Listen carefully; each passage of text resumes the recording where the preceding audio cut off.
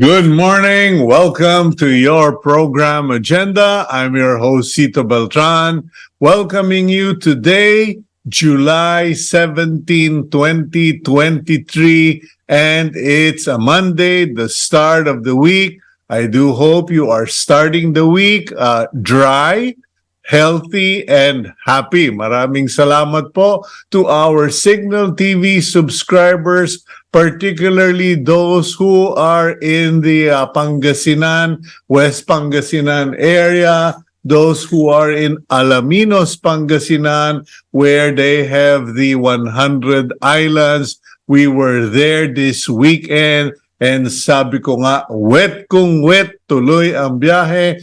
We visited the area. We unfortunately could not go to the 100 islands, but it was all right because we discovered the local scenery, experienced the life in Alaminos, and we learned a few things. So for those of you who have never thought of going to Pangasinan, to the Alaminos area, 100 Islands area, they have a lot of hotels. The restaurants are all good. There was no restaurant. I don't think we ever went to a restaurant that did not serve good food.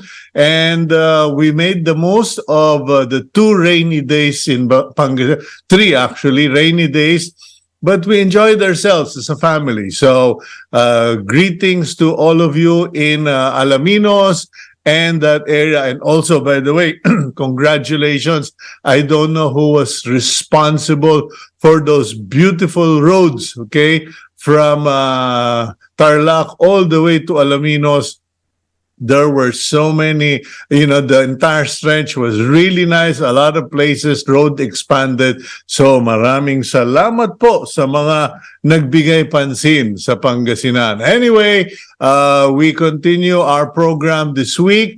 And for today, if you are a woman, a young lady, even as a girl, or even as a mother, grandmother, housewife, please join us this morning while we tackle a very important subject that concerns you, concerns your health, and something na hindi nyo malamang napapansin, namamalayan, or napapag-isipan, but it could mean the difference. And we will discuss this later on agenda. But first, thank you to Cignal TV subscribers. Thank you to those of you who watch us via Facebook and on YouTube. And maraming salamat po sa PLDT Home Fiber Optic Internet. Okay, now let's go to our daily starter. And it comes from content creator Oil and Timber. And the daily starter goes, Gab, don't postpone joy. Find your joy in what's happening today. Okay, that's from the content creator named Oil and Timber. And I shared this with you this morning as a lesson that I particularly followed over the weekend. Friday or Thursday, I actually had a slight accident. Nalaglag lang naman ako sa hagdanan, injured my shoulder, my left arm, and it was raining cats and dogs for several days already, and we were tempted to cancel our trip to the 100 Islands.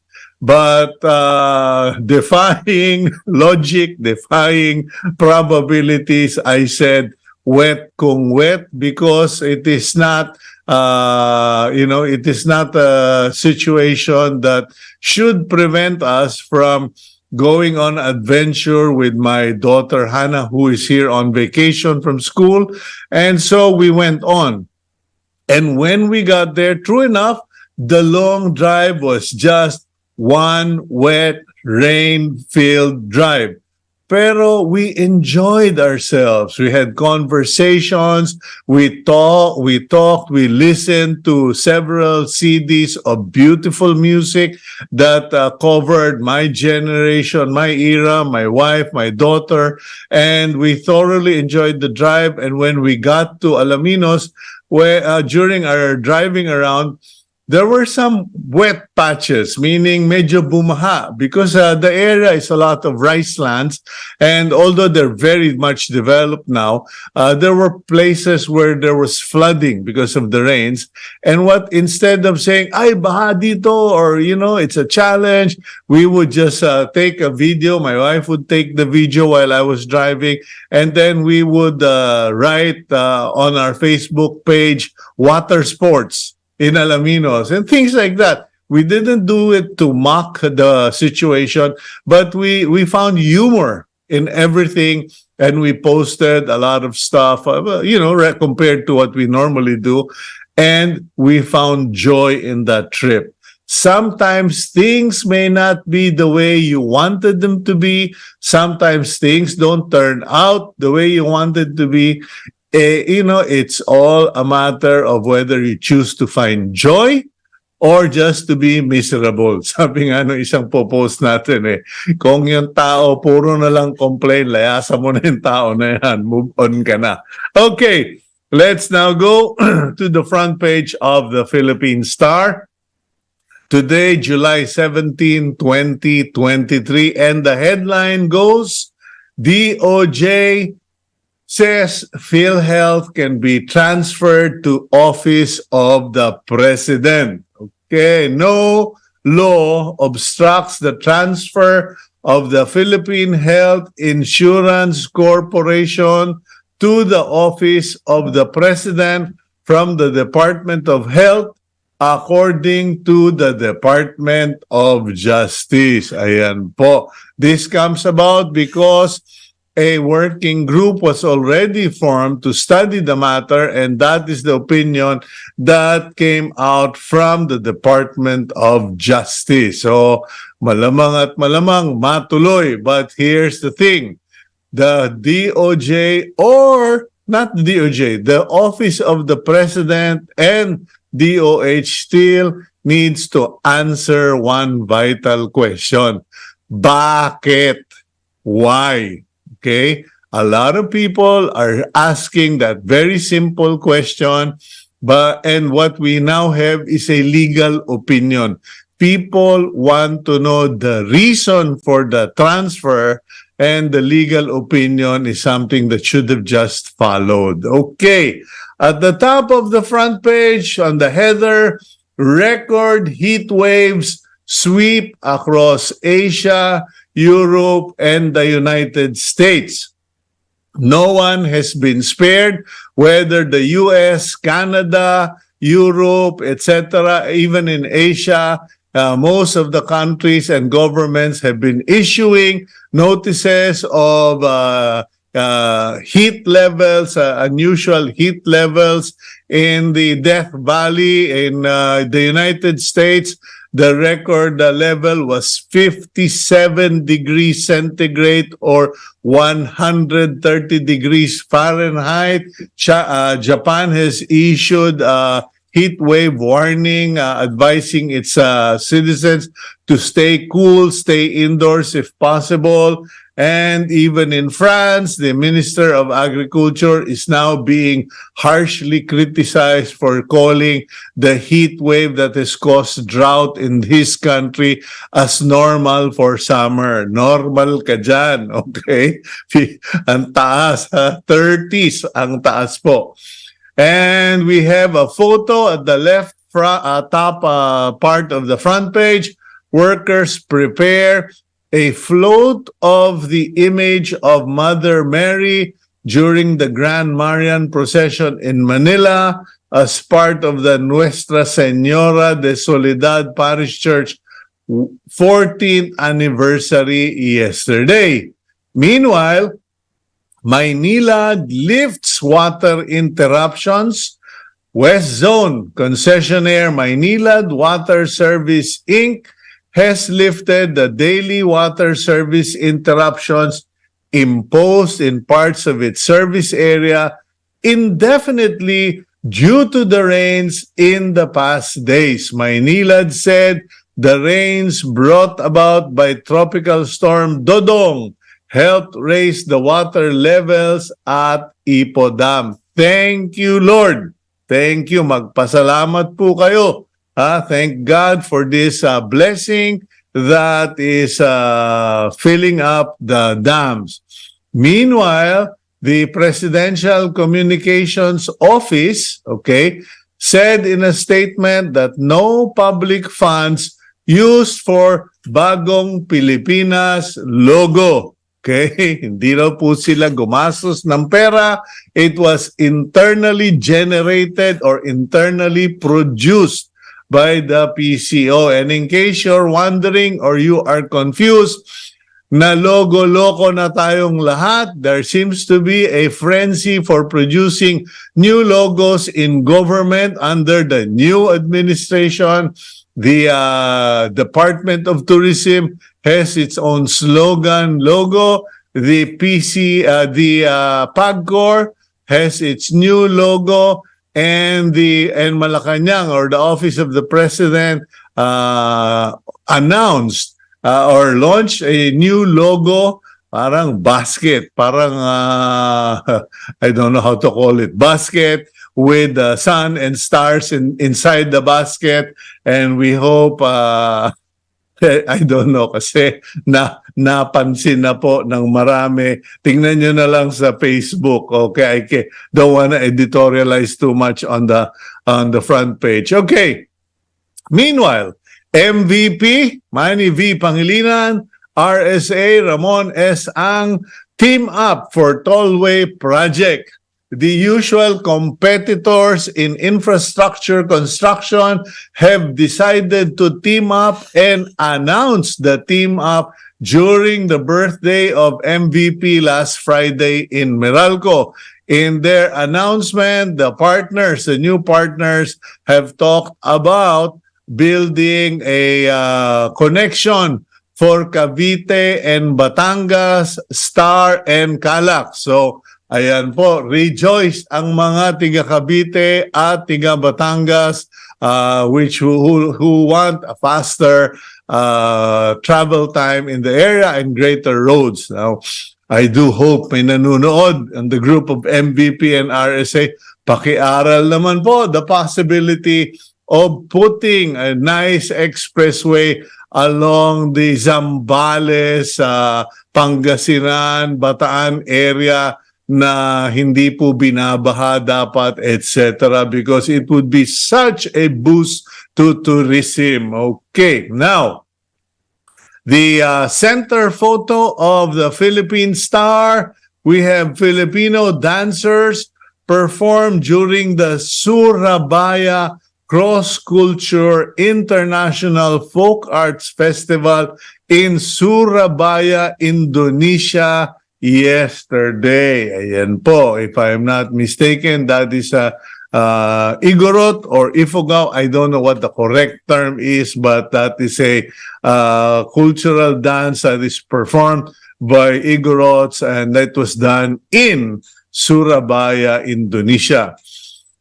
Meanwhile, good news or bad news? LPA outside PAR may develop into typhoon. After Dodong took his exit, Typhoon Dodong took his exit, we can now expect or might be visited by Typhoon Egay. Okay.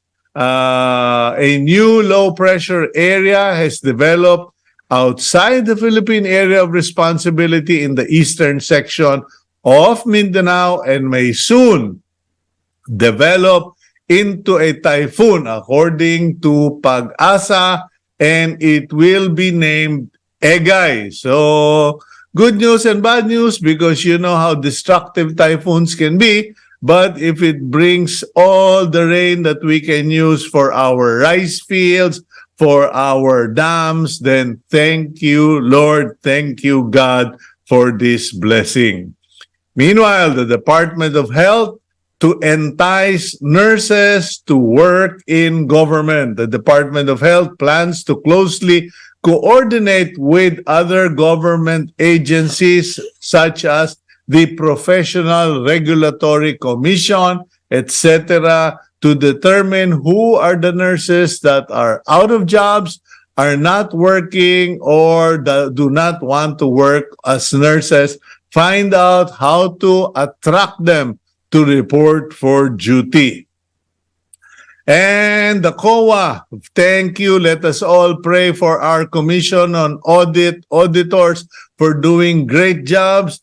The COA has filed notice in its 2022 annual audit report on the Department of Transportation that 1.7 million license plates still undelivered by LTO, okay? All of which have been paid for by registered car owners amounting to 808.702 million pesos. Ang tawag dyan, estapa na. Okay? Dapat dyan, kinakasuhan yung mga responsible sa problemang yan. Okay. Last but not the least, photo of executives of Toyota Philippines as they launch the new model, Wigo. And with that, we go to our main program, to our program for today. And I will check with Gabriel. Gabriel, mukhang silent night yung iyong messenger. So, please advise me. Are we going straight to our guest? Okay, we have a voiceover first. Please roll out the Betamax. Did you know that only 1% of eligible women in the country are getting screened for breast and cervical cancer? This is what the Philippine Institute for Development Studies Senior Research Fellow Val Ulep revealed in his recent study. This is dramatically lower compared to the cancer screening rate in our neighboring countries like Malaysia and Thailand. According to the latest data, 27,000 new cases of breast cancer are reported each year. Unfortunately, 9,000 women die from it annually. Ulep said a big portion of the country's cancer burden is preventable if only more early screening can be conducted. He added that low screening can be traced to lack of funds provided by the government, especially for the poor. Many women also get screened for cancer when they are already suffering from its symptoms. Let's discuss the matter on today's agenda. Valerie Gilbert Val Ulep is a Senior Research Fellow at the Philippine Institute for Development Studies, or PIDS. He heads the Institute's various health economic research projects. Ulep is also a senior researcher at the Ateneo School of Government and a faculty member at the university's Graduate School of Business. He previously worked in the Washington, D.C. and Delhi offices of the World Bank. Ulep holds a PhD in health economics and a master's degree in epidemiology. Good morning, Dr. Val. Welcome to the program Agenda. Good morning, sir. And good morning po sa mga manonood po ng programa ninyo. Okay, walang sera. Walang seripyo. Alam ko matanda na ako. Kuya-kuya na lang. Okay, but thank you. And I'm quite impressed, Val, because you look so young. But at such a, looking so young, you already have a PhD. Ano ka ba? Are you just really into degrees and working so hard? Parang sobrang bata naman to. PhD na. Approaching 40 na po ako, so hindi naman po ako bata, no? Pero just a disclaimer, hindi po ako medical doctor, so I have my degree in economics, but my line of research is on health and nutrition. So I also work in some projects on nutrition. No? But lately we've been doing a lot of research related to PhilHealth, related to DOH matters. No? Yeah. I just want to clarify, ladies and gentlemen, when I referred to Val Ulep as doctor, it is out of respect for the many people who work so hard acquiring a PhD.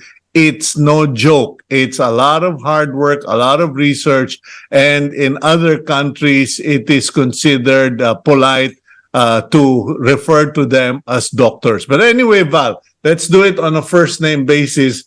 When I heard about this study, you really got my attention because first, my own sister is a cancer survivor. Thank God for that. But I am one of those people na nilalapitan ng a few people na, Kuya Cito, pwedeng makahingi ng pera, magpapatest lang po. Sabi ko, papatest mo? Kasi may bukol po ako sa suso. And you know, these are young women.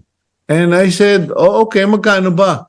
And I'm shocked at the cost because hindi lang pala yung screening ang problema, sinasama pa pati yung cost for COVID testing.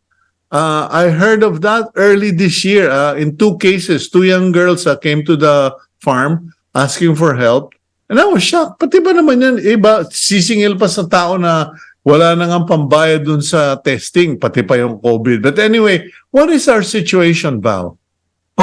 Okay, Cito. So last year we made a study because of the fact na when we see the data, tumataas talaga yung cases natin on cancer in general, not only breast cancer or cervical cancer. So we did a study on the economic burden of cancer, not only the health burden na sinasabi mo kanina na sa hospital, etc. But we found is sobrang taas din yung non-healthcare costs, no, of cancer. And in addition to that, what we've seen is sobrang daming namamatay sa Pilipinas compared to other ASEAN neighbors na tinatawag natin na premature, meaning namamatay sila before the age of the expected life or expected life expectancy, no? So mataas yung premature death in the Philippines, and one of the reasons why na we cited in the study is the low screening rates. Ibig sabihin, kokonti lang yung nagsasubject themselves into early detection. And as we may know, no, if masyado tayong masyadong late na nadidetect yung cancer, for example, medyo yung probability na magamot ay mas mababa, etc. No? Mas malaki yung gastos. And in the Philippines, what we've found is only 1% of women, eligible women, are being screened for cervical cancer, and around ganun din po sa breast cancer, no? So masyado tayong mababa compared to other ASEAN countries. And I've worked with other countries in the region, and yung Thailand and Malaysia, yung 20% screening rates nila, sobrang bothered na sila. In other rich countries kasi more than 50%, no? So kailangan nilang itaas yon. Pero sa atin 1% lang. Medyo hindi tayo nababother sa mababang screening rates. Pero yun po yung nakikita namin na results po ng aming pag-aaral, no, in last year and early this year. Okay, Val, can you just, I know you're not a medical doctor, but based on the studies that you guys did, what is considered early screening versus late screening? Kasi it's the norm in the Philippines has been pag babae ka, you should check your breasts, feel for lumps, etc. If you have discharge, magpatingin ka. Kung may bukol ba, too late na, etc. When is early, what is appropriate time for early screening? So in the case of cervical cancer, if you look at the recommendations, for example, from American Cancer Society or other local or the local authorities mismo, or WHO, sinasabi na if you are 21 to 29 years old, you need to have cervical screening every 3 years, right? And if there are conditions, if there are risk factors, if you, for example, may HIV ka, and other diseases, mas madalas, no? But in general, you need to have cervical screening every 3 years. So hindi lang kung may simptomas ka, no? Dapat in-screen ka kahit wala ka pang simptomas, and that's around every 3 years for cervical cancer. And it's also true for breast cancer. Like we need, the population needs to do self breast examination once in a while, mammograms, etc. No? So for them to detect kung may sakit na kahit wala pang simptomas, right? Kasi pag may simptomas na, baka it might be too late, right? For certain cancers, right? So hindi lang, not only when you feel something or see something, it is when you hit 21 and you are already in the 21-year-old to 29-year-old, you need to be checked for breast cancer, for mammogram, and for cervical cancer every 3 years. But what did you discover? What is the disparity in the Philippines, in the practice in the Philippines compared to Thailand, Vietnam, Malaysia, etc.? So when we look at the data, there is an available data, a national survey, and tinanong kung nagpa cervical screening na ba sila ever in their life, and 1% lang yung sumagot na oo.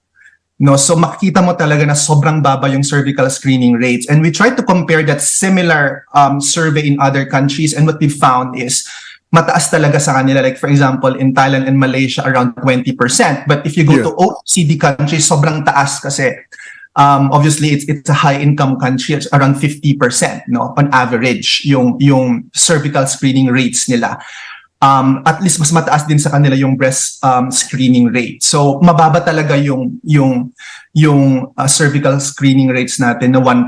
No, it's not really acceptable in my perspective compared to other countries and compared to standards being set by authorities. I'm sure as a veteran researcher, your first question was why? Okay. I think the primary reason is the lack of appreciation of primary care. No, I think in the Philippines we are too much focused on hospital care, specialty care, but a lot of countries are now focusing on preventive care. So matindi yung tinatawag nila na primary care, which encompasses preventive care.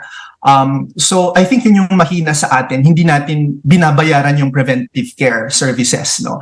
I know I know it's important for us also to invest in specialty cancer centers, etc. But we also need to focus on preventive care kasi kung nagbabayad na tayo ng specialty services or high-level hospital, baka maybe it might be too late already. So I think we also need, in conjunction to strengthening specialty services, we also need to strengthen primary care, and that is paying primary care services, including cervical cancer screening. No, so I think yun yung nakikita ko, no, na kulang. So lack of appreciation in preventive care, and that's true for the budget being allocated to preventive care services. Is it a question of messaging, Val? Because in fairness to the DOH, past and present, the DOH has effectively and always managed to send out the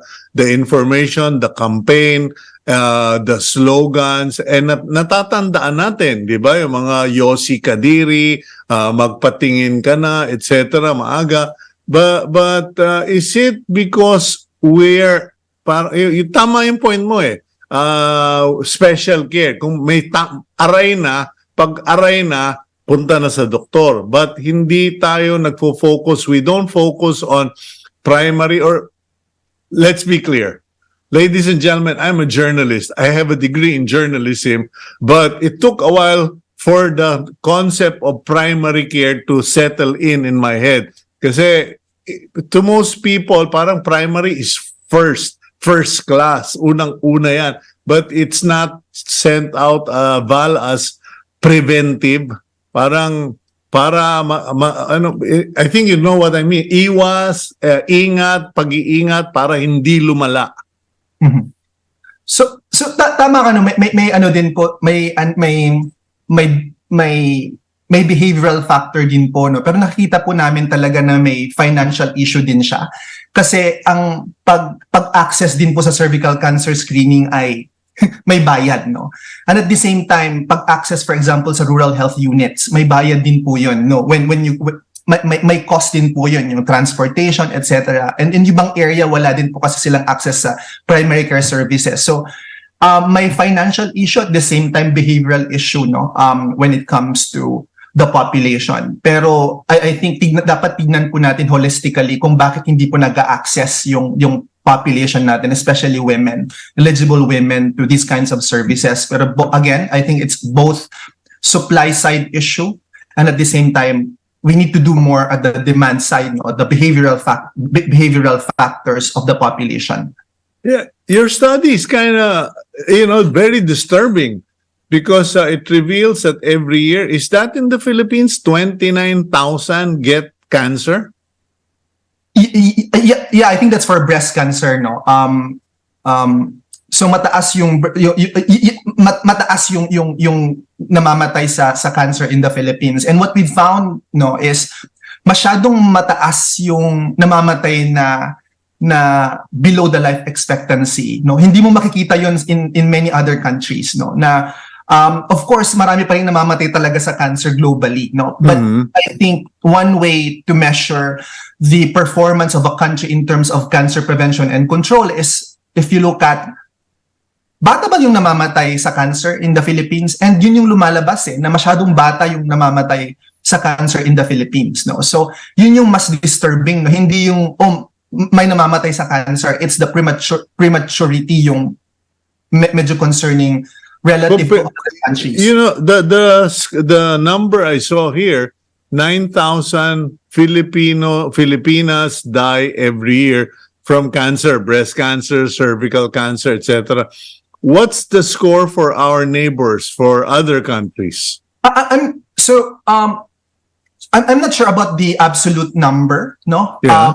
But kasi it's really hard to compare it with the absolute number. Pero in terms of premature mortality, no, yung share na bata yung namamatay is, I think, less than 50%, right? For example, in other countries, no? But tayo is more than 50%, no? So yun yung isang benchmark na makikita mo talaga na there is really opportunity for us to fix the cancer prevention and control program in the Philippines, no? So para sa akin, hindi yung absolute number, it's actually the share. Obviously, kung mas marami yung population, mas maraming namamatay, no? But the share really is really disturbing, no?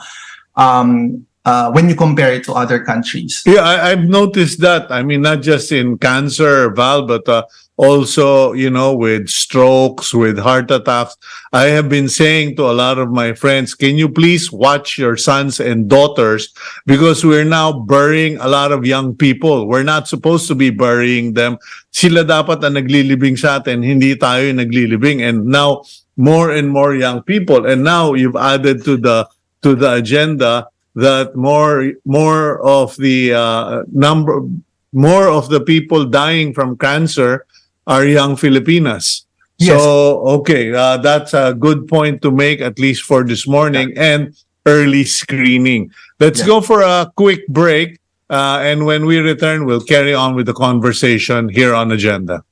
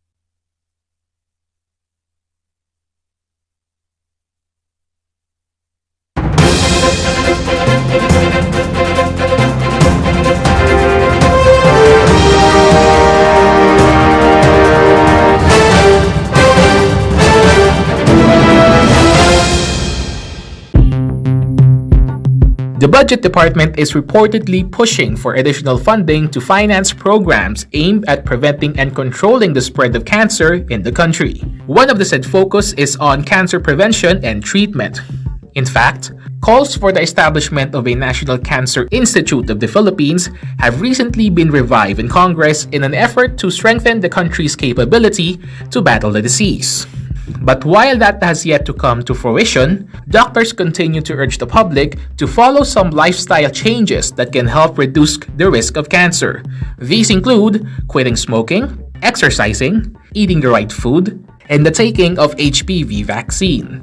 Doctors and experts specifically urge HPV vaccination, which has been proven in studies to be safe and effective in reducing the risk of some types of cancer. Let's discuss all these on today's agenda. Dr. Tony Leachon is a known health reform advocate in the Philippines. Leachon previously served as special advisor of the National Task Force against COVID-19. He is also a former independent director of the Philippine Health Insurance Corporation, or PhilHealth. Okay, welcome to the program, Doc Tony, and welcome back, Val Ulep. Let's continue with the conversation. And Doc Tony, I'm sure you heard what we were talking about earlier. What are your inputs to so far? Well, I always follow si Val, even yung PIDS during the syntax law of 2012. Lagi ko siyang reference. Binabasa natin yan for Senate and Congress hearing. And I think the success of the syntax law to reduce the burden of smoking. Quadruple ang budget, Cito, from the time of 2012. At nabawasan ng ninigarilyo 34 million naging 20 million. So, ang laking binaba. Ang concern lang sa Philippine Statistics Authority, ang number 1 killer pa rin natin ay heart attack. And then number 2 is stroke due to hypertension. And number 3 is cancer. And number 1 cancer in the Philippines, lung and then breast. Mataas ang cervix and colon and liver. And this is related to, of course, smoking, unhealthy diet, lack of exercise, and overweight. Cynthia Villar, 1 month ago, sounded the alarm bell na 27 to 30 million, 3 out of 10 Filipinos are overweight. So this is the time right now for policies, no? So nung pinadala sa akin yung data, actually July 10 nabasa ko na yan yung sa PIDS na 1% ng screening. And we paid in comparison to the rest of the world, where the Western 50% and Southeast Asia 20%. Ang cancer kasi sa atin, Cito, though mataas siya. And I tell you personally, my mom died of breast cancer at a young age, no, 67. My sister, 36 years old, meron ng cancer. My dad died of liver cancer. So it's very close to my heart. Ang problema Cito, mataas ang awareness ng mga tao regarding cancer. Ang problema lang, ang mahal ng screening. Number 1. Hindi siya biro-biro kasi ang HMO hindi kine-carry minsan ang screening. Sa PhilHealth, hindi rin masyado kine-carry ang screening. Kailangan ma-admit ka muna bago ka makapag-screening. So those are things na kailangan. And then, very touchy kasi ang breast cancer. So I'm sorry, Doc Tony, no? Gagalitin mo na naman ako ano yan? Kailangan, may sakit ka muna, kailangan na admit ka muna bago ka pa maging eligible for screening. I mean, you have a government upon government telling all Filipinas, have yourself checked, magpa-mammogram kayo, magpa-breast pa-check niyo yung breast niyo, cervix niyo, and then you're saying na hindi pala ma-check, matetest unless may sakit na? Sito kasi ang universal healthcare, kino-cover na yung outpatient, at tawag nila dyan ay konsulta. Pero it will not cover yung cancer mo para ka nag-executive check-up lang. ng outpatient, pero very limited lang yan, and address the non-communicable diseases na hypertension, diabetes, but not specifically on the target cancer na gusto mo. Yan ang sad reality na So if I send someone to a health facility in the province or in Metro Manila at sabihin ko, magpa-check ka nga kung magpa-mammogram ka nga or magpatingin ka nga ng ano ba yung tawag mo doon? mammogram, Yung sa cervical cancer, ano yun? speculum ka or Here. magbabaginal smear ka. Swab o smear. Swab, Magpa-smear, smear test punta ka sa ka. OB-GYN. Hindi siya completely free, Cito eh. Mababa ang presyo, babayaran mo pa rin siya. Nothing is free eh. So Unless add on to what Val Ulep was saying, na it's not just the cost at the hospital, yung tao has to leave work or mamamasahe, pupunta sa bayan, galing doon sa bukid or wherever, mamamasahe. So patong-patong, the cost compounds before a person can actually find out. And then, of course, psychologically, takot ka na nga, may gastos ka pa. Yeah. Totoo yan, Cito. Kaya lang, maliban doon, kaya hindi maganda yung cancer treatment sa Pilipinas. Our burden also by the archipelago setup natin. Kasi 50% of the best doctors and facilities are national capital region. So, ang ibig ko sabihin, pag nasa malayo kang lugar, wala kang halos sa doktor. And BBM said nga, magtatayo mga ng hospitals in the outskirts eh. So, ibig sabihin, by default, ang kailangan mo dito, OB-GYN eh. So, konti naman na nagpa-practice sa countryside kahit may screening ka. So, aside from education, ang problem mo rito policy that would cover also for the screening test. Kasi the screening tests are not that cheap eh. And ang tinatamaan ng non-communicable diseases mahirap at mga bata, particularly itong mga sakit na ito.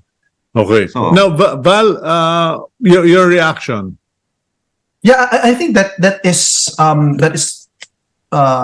true, no, na I think may issue pa rin tayo in terms of financing. Tama na may konsulta package tayo from PhilHealth that covers preventive care services.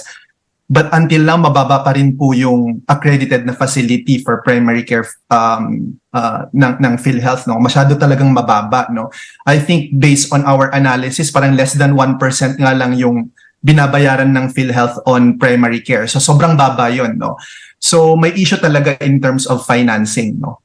In addition to the supply side issue, lack of doctors or lack of healthcare workers, lack of facilities in far-flung areas, part din po yun. No? But ang main thing din talaga is wala din talaga din ngipin pa rin yung primary care services primary care benefit package ng PhilHealth. Although may existing na, but hindi lang siya widespread. No?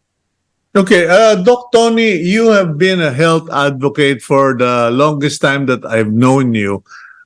There is now a growing opinion that we need to stop medicine or medicating. We need to start addressing lifestyle or healthy living. Pero nangyayari ba yan? And Val, you can jump in anytime, no? Is the national government, the Department of Health, putting money, people behind promoting healthy lifestyle, eating the right foods, exercises, etc., instead of throwing 1 billion or 5 billion for cancer treatment that, cost 450,000 per patient? Doc Tony. Hindi siya at a national level kasi devolve kasi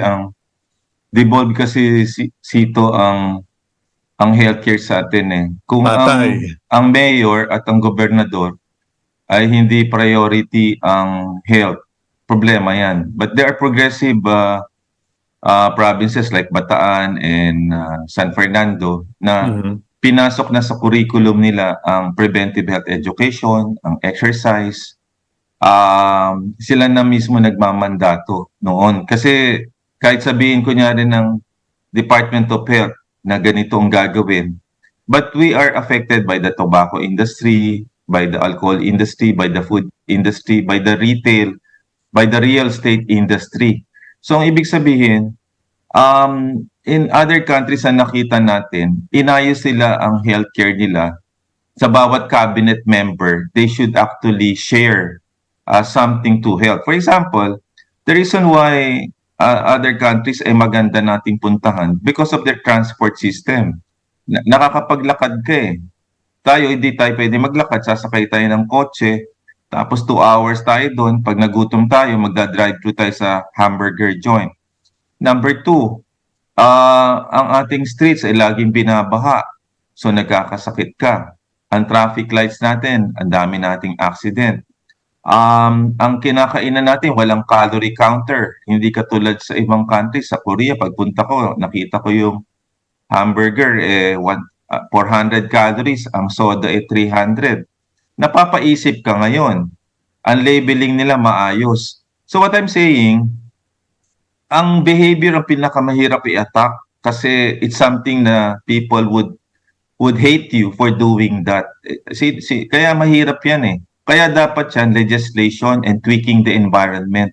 While we teach that in the formative years pa, preventive health sa DepEd, sa CHED, sa workplace, ayusin mo.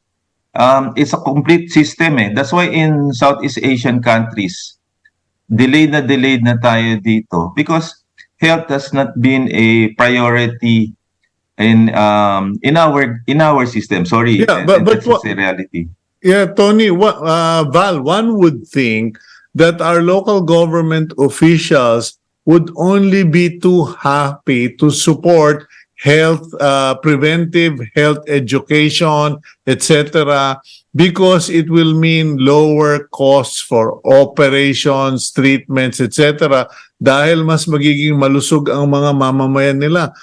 Val, what does the research reveal regarding this? So I think that's also true. No? I think going back to your earlier question po, no, na in reality naman talaga mataas na yung budget ng DOH in term health promotion compared to like 5 years ago, no. But at the end of the day, ang health promotion kasi is a multi-sectoral action, no. It's not only DOH. May role po yan ng DepEd, may role po yan yung agriculture. Pinapakain po natin na healthy pero ang mahal naman ng pagkain, ang mahal ng fruits and vegetable. Gusto natin mag-exercise pero wala namang space to do the exercise. So it's really a multi-sectoral action. I agree with Doc Tony. So it's not only the Department of Health and in the devolved setup, it's really within the it's within the local governments talaga yung laban. Ang problema kasi globally ganun din yung nakikita namin, no, na mas nag-invest yung mga politicians into curative care more than preventive care. So I think yung nakikita din, at least in the Philippines, no, mas nag-invest tayo sa hospital more than primary care facilities, no. And in many developing countries, ganun din po yung laban nila, but they're now trying to shift into primary care, no. So I think there needs to be a change in paradigm and a lot of thinking, no, on how to really push for preventive care. While we also upgrade our curative care services. Okay, Tony, I'm so sorry, Tony, we're running out of time, but I'd like to give you the opportunity. What is the best case scenario here? Because we have to stop burying young women. We have to drastically increase testing for women, at least to the level of our neighbors here in ASEAN. What would be the best case scenario? What would you recommend? I would recommend, kasi busy ang Secretary of Health, si Ted Herbosa right now, to have a team leader for non-communicable diseases para meron kang plan of action. You need the team leader here eh. The NCDs, kalahati ng top killer diseases sa NCDs. And if the Secretary of Health is busy in Senate and Congress hearings and doing a lot of rounds, mahirapan siya dito. Either appoint niya isang USEC dito with the private sector to craft a certain plan of action, that's the only way that we can actually progress. Kailangan nito focus eh. Number two, ang kailangan dito is i-involve ang DepEd and CHED na i-formalize na ang health education. Kasi mahirap yan eh kung hindi mo gagawin. And number three, involve also the agriculture, lahat na for health. Number three, you need legislation dito. I support yung Secretary Jokno to raise tax for junk food and soda to generate 76 billion. Meron naman tayong taxes for soda no para ma-increasean kasi kaya saan tayo kukuha ng pera para dito. Hindi kasi daming gagawin ng gobyerno eh. So hindi lang pagtuturo to. Nagtataka lang ako, Tony. Itatax natin soft drinks, sweet foods, etc. How come we are not taxing food additives? Dapat kasama siya, Cito, lahat na nakakasakit, ayusin yan. Mhm. And then, kailangan FDA mas agresibo sa labeling nila. We are not anti-business, we're pro-health. But nakalagay sa smoking, nakalagay dangerous for your health, dapat sabihin din yon so that the government will not be faulted for that saying that these food supplements or ingredients ito ay unhealthy. Yeah, because I was traveling over the weekend and I noticed that some places we ate, nagkaroon ako ng reaction. I had, breathing, asthma-like symptoms, and we realized it must have been some food additive na is not there. We forgot to ask, meron ano ba food additives dito? So it's not good either. But last question goes to Val. Val, what happened to all of this information? Has it reached a senator, Malacanang? Is someone appreciative of the research of PIDS? And what can we expect? Actually, we've already presented it to the Department of Health, and I think they were really serious in pushing for or strengthening their cancer prevention and control program. We also presented it to several private sector players. So I hope mas strengthen pa natin yung primary care, and I think it's gaining momentum. It's just we just need to push more, no? So I think this is a very good case to strengthen our primary care, and I think that's the reason why you really want to highlight cervical cancer screening and breast screening, because in many countries these are tinatawag nilang tracer indicators of a very good primary care, no? So I think yun yung goal natin for this information. Yeah, whatever happened to our HPV vaccines? That was supposed to be a game changer. Tony, Val, any feedback on that? Yeah. Go, Dr. Tony.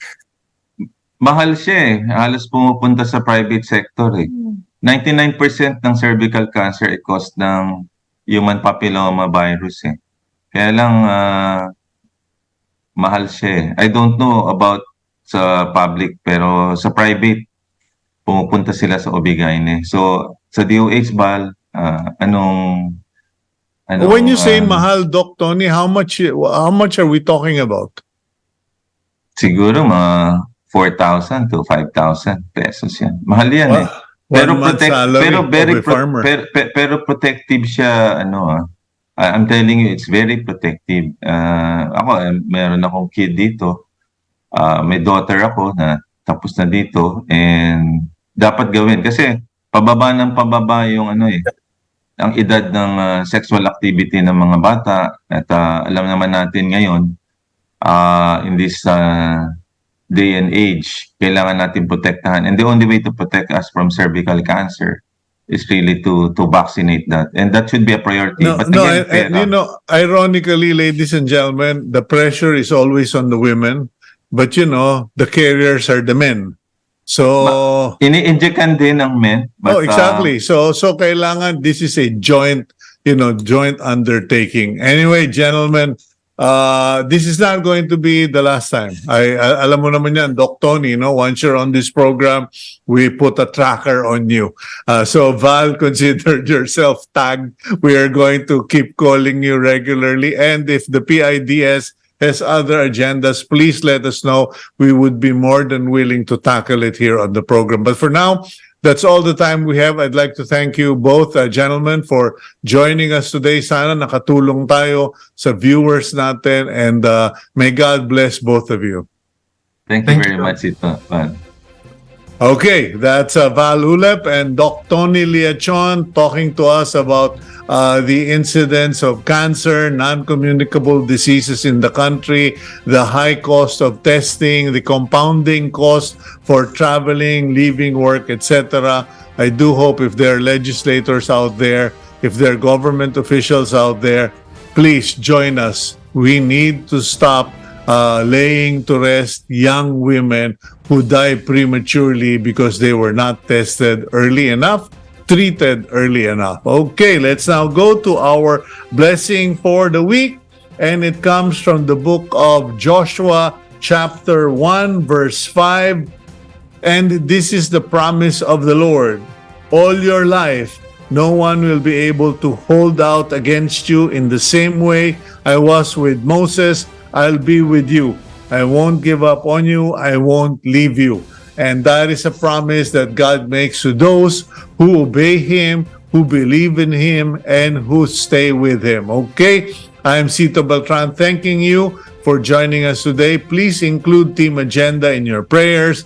God bless all of you. See you tomorrow. Please keep it here on One News.